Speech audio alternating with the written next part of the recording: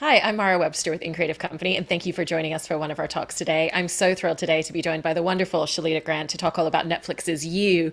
And I wanted to start by talking about your character development process because you've mentioned how you always make really meticulous notes, not just in terms of the internalization of a character, but also the external perceptions of them and their mannerisms and their tics. And when you're playing a character like Sherry in this show, I imagine there is so much to dive into in terms of other people and how they view her as a character, because there are so many performative aspects of how she puts herself forward in her community and in her world.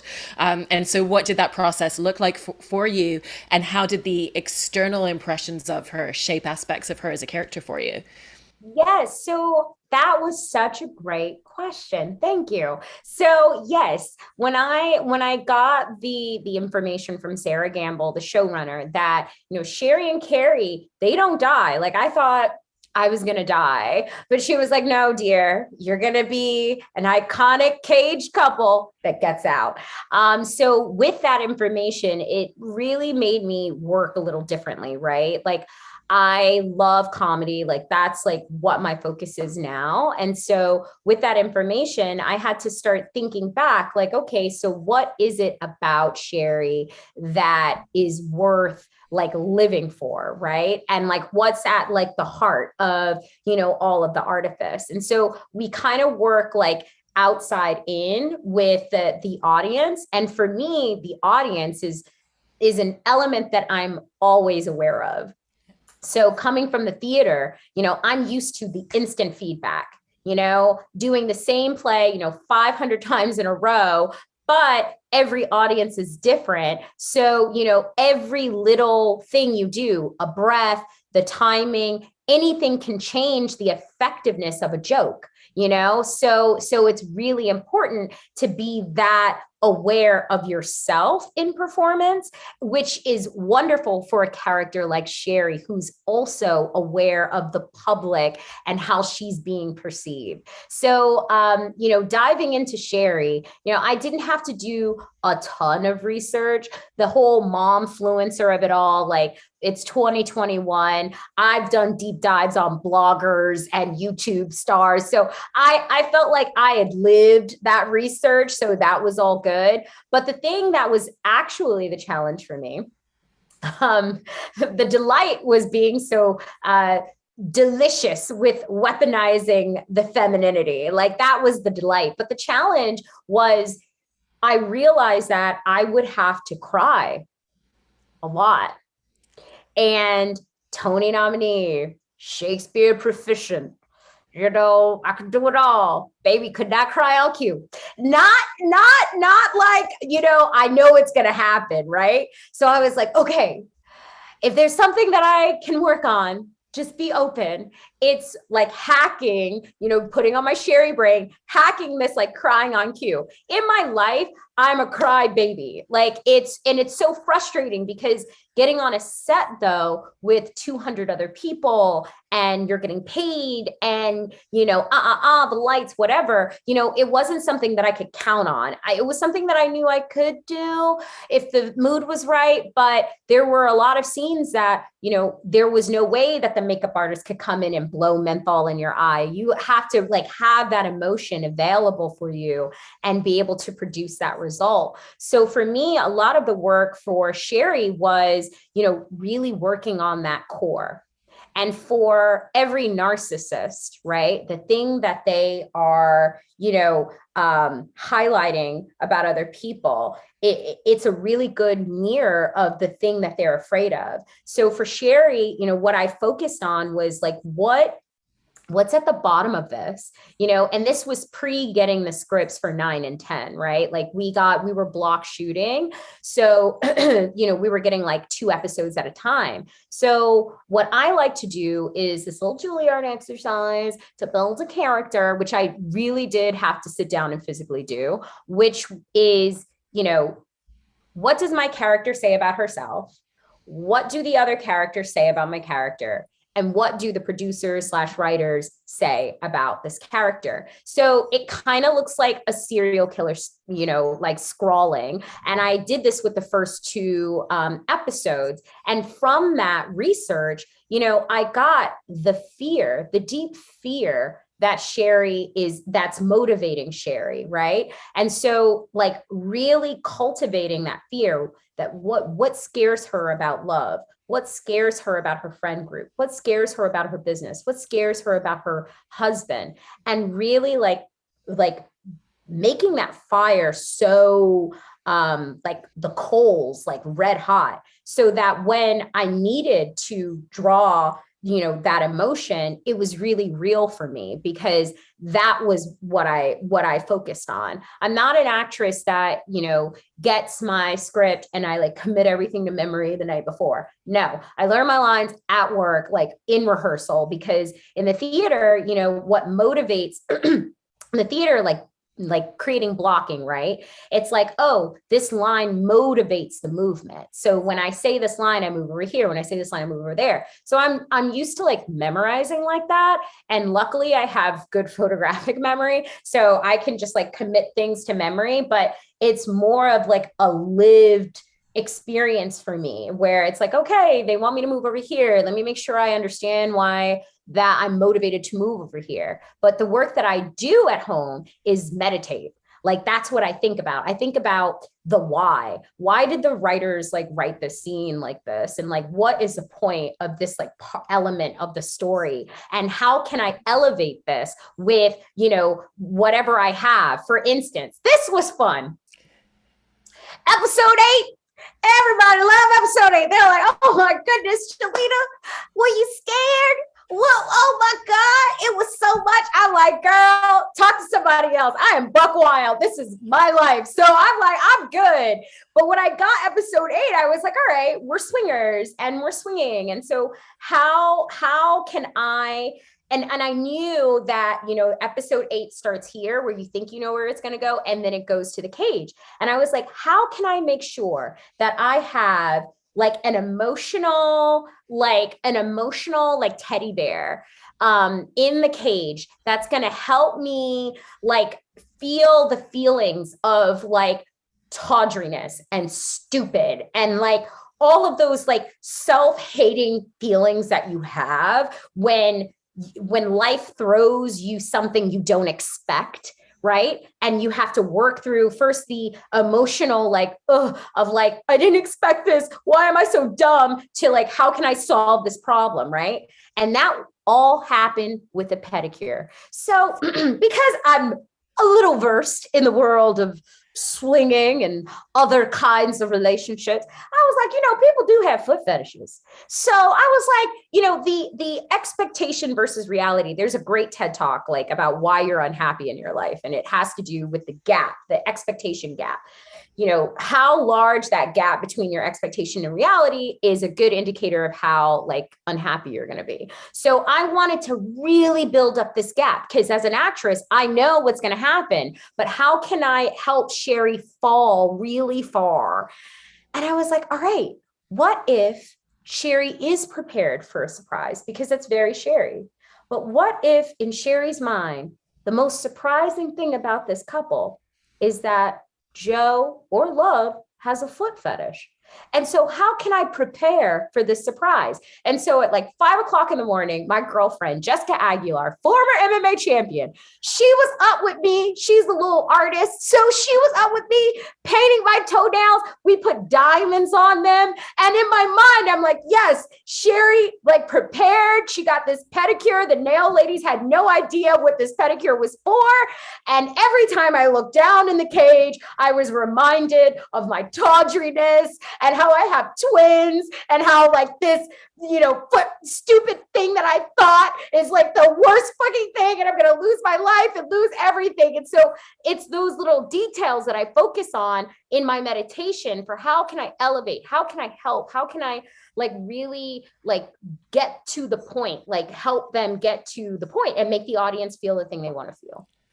I love that you were bringing up the weaponization of femininity that she plays on as a character, because you always do such great vocal work with your characters as well, like the vocal fry that you did in Search Party, and with this as well. Like, she really leads with like a softness at moments where she's trying to manipulate people, but then, the deeper, more dulcet tones of her voice come out in the moments where she's being real and being authentic and doesn't have that veneer up as well.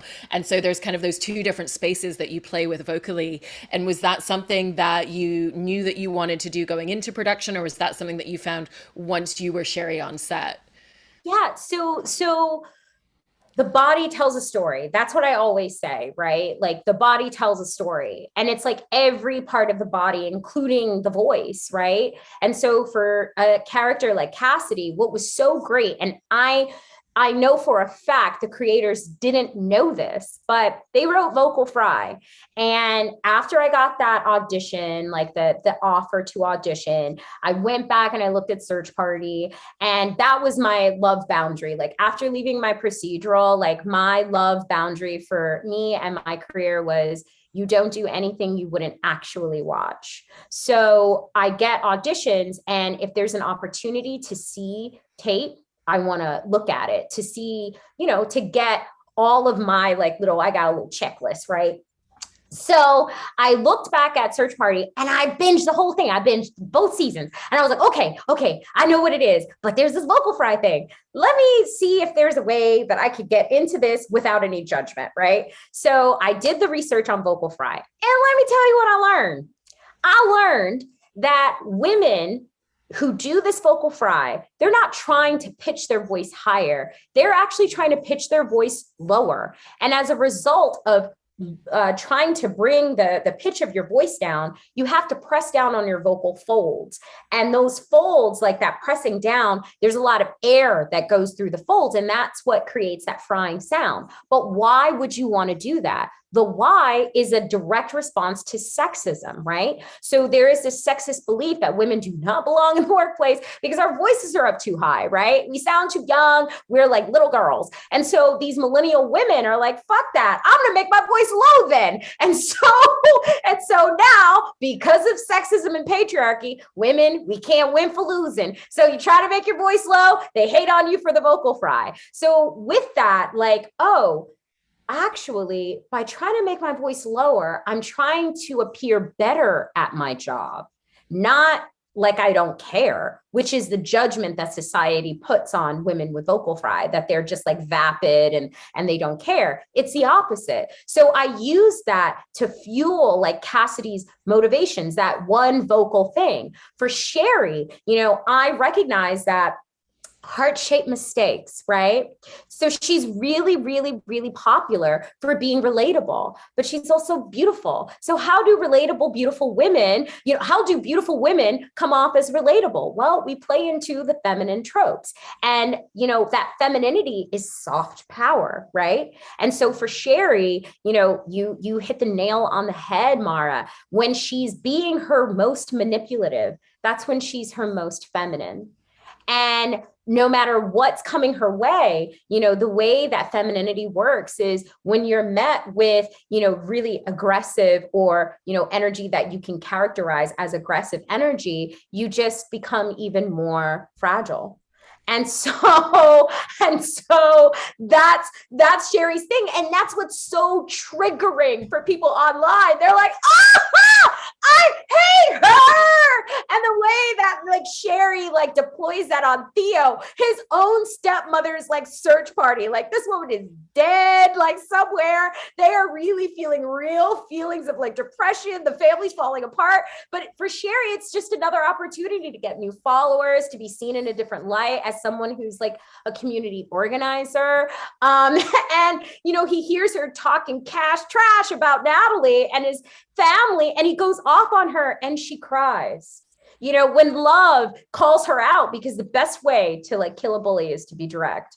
When love calls her out, she just flips it on her and is basically like, are you fat phobic? You should work on that. Like that's not my thing. That's your thing, and so it's triggering for people because Sherry's just really good at playing the game.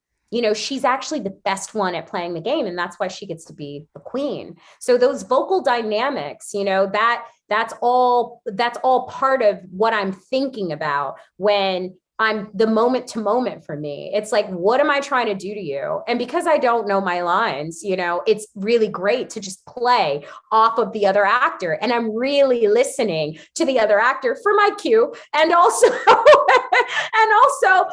for the emotional, like, when you play with a ball, it's like, catch and release, catch and release. So whatever you throw my way, I'm really paying attention so that I can throw it back to you in a super, like, Sherry in this instance way.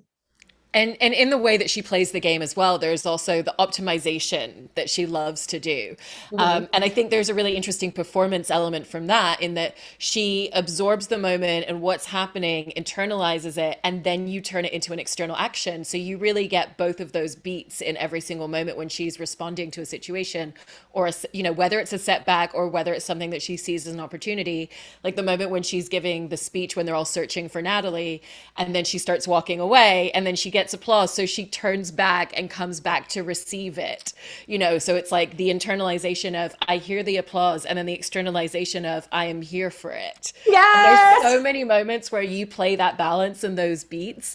And so I was interested in how you kind of thought about the way that you really wanted to approach that journey for her in all of these different minute ways into optimization.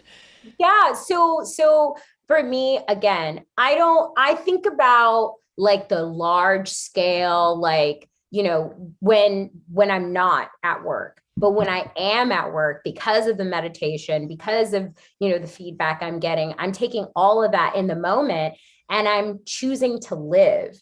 Like I'm really breathing as the character and thinking like how I want to handle every moment, knowing the kind of character that I am, like what's plausible, right?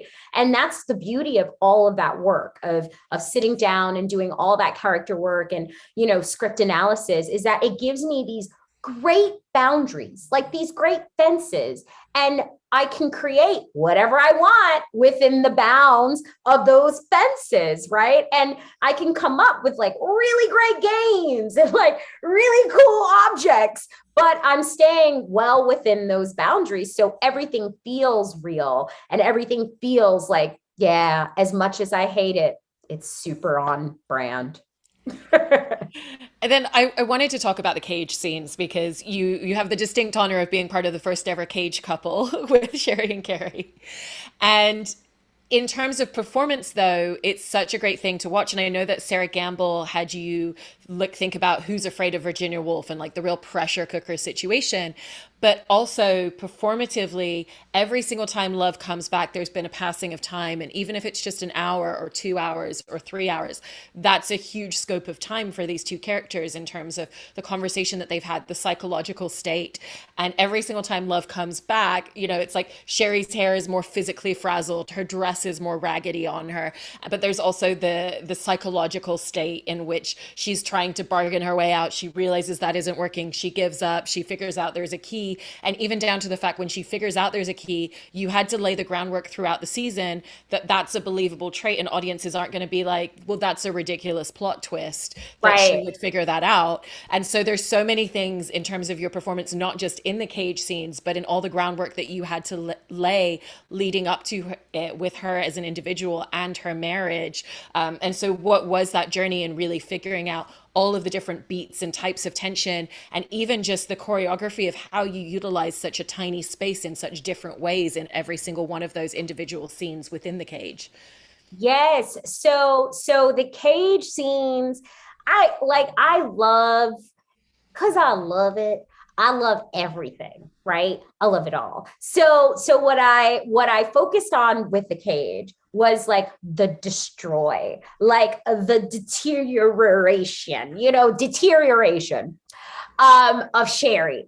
And so, these were conversations that I was having with the hair department, the makeup department, ahead of time, just to make sure that we're all on the same page. Like there is no ego, no like, oh, I could never be seen in front of billions of people like this about me. I'm like, we are going for destroy. Like we're going to do the whole thing. I need it to be as realistic as possible and know that I'm not afraid to like go there. So so, for me, it was like, great, bring out the water bottle. Let's bring out the curl, make the hair stand. I want to see it, like it was like the dirt. Like I walked around the set without my shoes on because, I really wanted to play up the dirtiness, the griminess, that blood, the stickiness. Like I really wanted to go there because, in a way, I understand that it was cathartic for the audience to see Sherry in this physical state, right?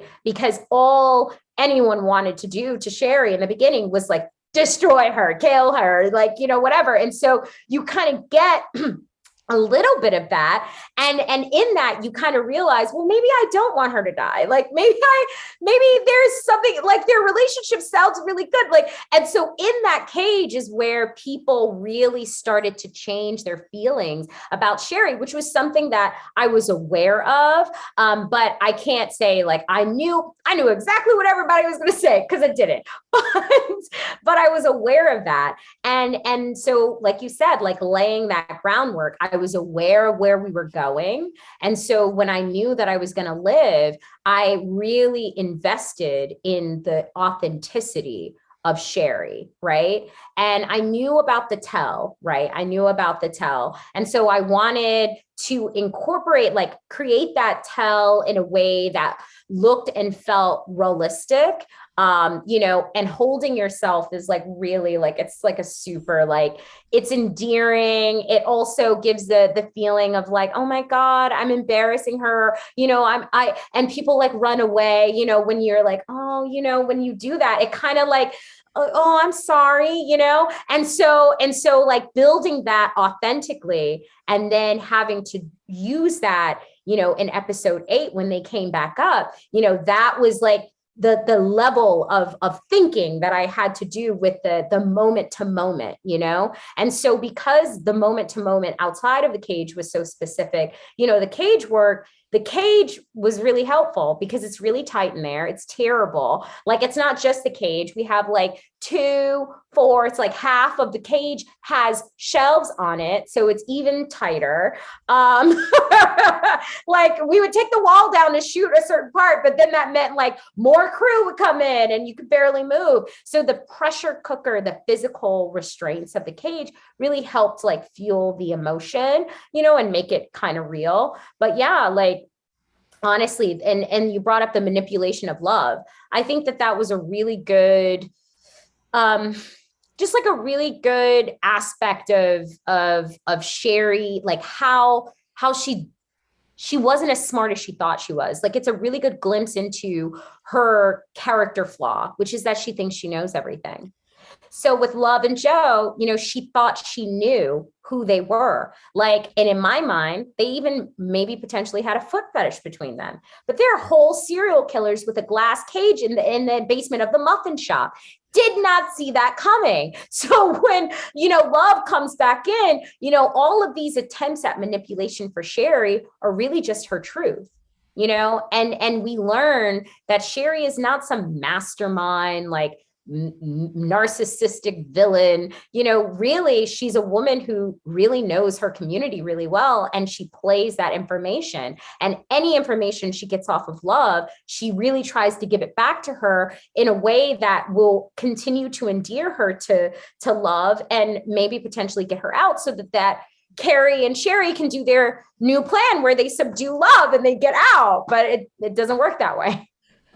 And with the moment that you were talking about before, where she does have kind of that emotional breakdown moment, and you did have to be able to cry, you've mentioned how part of your process in prepping for that was even just making a little bit less eye contact and having to kind of close yourself off a little bit before going into shooting it, to get yourself into that mental state and to that place of vulnerability, but also isolation and not feeling connected to anybody for a moment.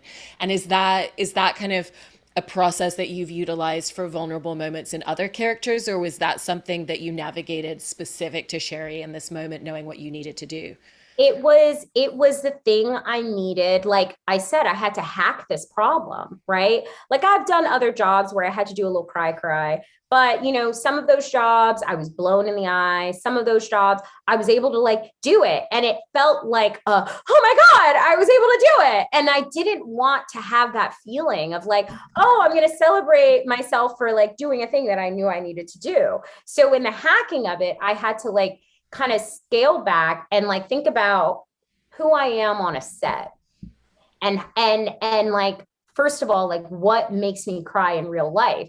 And the thing that makes me cry in real life is that like I can't help but feel the feelings that I'm having like super strongly. And sometimes I cry when I'm angry because I'm like pushing down these like feelings of like hurt and anger, and I'm also even more angry that I know that people can see that I'm having some uncomfortable emotions, and then that makes me cry, and then I cry even harder because I don't want to cry. And so like breaking down like that was like, okay, that's a really good like way in. So then it was like, okay, so how are you on set? And I'm the girl on set that talks to everybody. Like, I'm like, hey, how you doing? How are the kids? Like, I just like everybody's the same to me. So, for me, it's work. It's like I go on, I do the thing, I go, I sit at my chair. Hey, you want to talk? Okay, cool. But, I'm doing my other thing. And so I was like, yeah, like I actually, in order for me to feel vulnerable enough to cry, I can't take on other people's energy. Like I really do have to kind of build a wall around myself. And the first day I had to do it, the crew, like, they had known me for, this month of like, oh my God, she's amazing. She talks to everybody, makes everybody feel good. And then like I'm at work and I'm just like not looking at anyone. Like I literally can't look at anyone. And so I remember like when we were just starting like the camera department, I always like say hello to them because on TV, they're my audience. When I can make the fucking camera guy or the grip laugh, like I'm like, all right, cool. This is good. This is good. This is good. So, I remember sitting down and I was just like, hey guys, like, I was like, listen, can't make any eye contact, but just know like I'm with you. And they were like, oh my God, we love you. Yeah, like it's all good, man. It's all good. And it was, like it was like, all right, thanks, because they appreciated that, they didn't have to stay late to make sure the actress cries. Like, when the cameras roll, it's there, like the emotion is there, like I've done the work and it's happening. So that was something that I developed from you, and it's now a great trick that I have now to take on to other sets. And even like I was afraid, like with the cage, we shot the cage in sequence, like in order. And so there were a lot of scenes where I'm not crying. And the question that I had for myself was like, can you use the trick of like breaking eye contact midday? And yeah, I could, like when I latched on to, the fuel, that piece of coal, and just made the decision, okay, like now I'm in work mode, I'm in coal mode, it was always there. So yes, like because I got this job on you, it made me a much stronger actress. Yeah. And it's such an interesting arc when you look at her whole journey throughout the season, in that we understand everything about who she is at the beginning once we meet who she is at the end, and once that veneer and the walls and the defense mechanisms, because like you said earlier, it does come from such a space of her personal insecurities. What if everything around me crumbles apart? What if I can't control everything? And you can't control everything in life, so obviously every day is just her feeling like she's on the Very. brink of chaos, probably. Yes. And obviously, I know you didn't have those final couple of scripts to have all of the minute detail, but at the same time, you are working with Sarah Gamble, who had such a specific idea and knew exactly where Sherry's arc was going to go. And so, how much of like the tools and the knowledge and the information of where her insecurities stem from at the end did you have when you started shaping her at the beginning, in order to build up the veneer and to know what the driving force of all of it was, so that you could be playing to it in these minute ways even before we learn about it as an audience? Yeah, the beautiful thing about being a human is that, and kind of why I started acting when I was like 15, and it was like really just like to get into this high school. And then I look up like 5 years later, and it's like the most like successful, like the thing, acting has been the thing that's taken me the furthest in the world, and like, shown me things that I never thought that I would see. But when I first started, I realized super early, I was like, yeah, the thing about like acting and like characters is that, like, no matter what you're saying, like the details, the emotions are emotions that we've all felt. So, like, even if you don't see yourself physically with a character, there are elements of their humanity that you just vibe with. So, taking that, I didn't need the details of, the big glasses and, all of that. But or the narcissistic vipers, I didn't need those words and those details specifically. The thing about fear is that fear is all encompassing. So, for me, the thing that I was working with was, anything could fall apart. Like, I have all of these responsibilities. What if people see that I'm a fraud, like the imposter syndrome of it all, like that fear, right? And the mantra for my, like, to make that coal super hot is I'm literally afraid of everything. And that powerlessness, when you really like settle into that, it's enough to just bring the tears to your eyes. So when I had the gift of the words and the gift of, whatever, it was like, okay, I already got the coal. Like, this is just some logs. Yeah. Well, I think in watching Sherry's journey throughout the show and obviously seeing the social media reactions, like you were saying, where everybody hates her at the beginning and then just has this real endearing connection to her at the end, is because of everything that you were able to bring in terms of the layers and the complexity of her as a character. So congratulations on everything with you. And thank you so much, Shalita. Thank you. This was great. I really appreciated it.